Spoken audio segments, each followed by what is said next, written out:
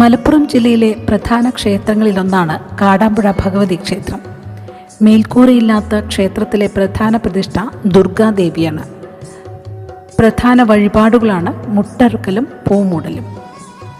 കാടാമ്പുഴ ഭഗവതിക്ക് ഏറെ പ്രിയപ്പെട്ട വഴിപാടായ പൂമൂടലിനെക്കുറിച്ചും പൂമൂടലിനു പിന്നിലെ ഐതിഹ്യത്തെക്കുറിച്ചുമാണ് സോപാനത്തിൻ്റെ ഈ ദളത്തിലൂടെ പങ്കുവയ്ക്കുന്നത്. ശ്രീ ശങ്കരാചാര്യരാണ് കാടാമ്പുഴ ക്ഷേത്രപ്രതിഷ്ഠ നടത്തിയത് എന്നാണ് വിശ്വാസം. ദേവിയുടെ ഉഗ്രഭാവം കുറയ്ക്കാൻ വേണ്ടി പ്രതിഷ്ഠാവേളയിൽ സുദർശനത്തെയും നരസിംഹത്തെയും ദേവിക്ക് അഭിമുഖമായി പ്രതിഷ്ഠിച്ചിട്ടുണ്ട്. കാടാമ്പുഴയിലെ വിഗ്രഹം പഞ്ചലോഹ നിർമ്മിതമായ കണ്ണാടി ബിംബമാണ്. കണ്ടാൽ ചെറിയ വാൽക്കണ്ണാടി പോലെ തോന്നും.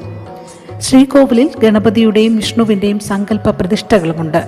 അസാധ്യങ്ങളെന്ന് നമ്മൾ കരുതുന്ന കാര്യങ്ങളെ സാധ്യമാക്കി തരുന്ന കാടാമ്പുഴ ഭഗവതിയെ തൊഴാൻ നിരവധി ഭക്തജനങ്ങൾ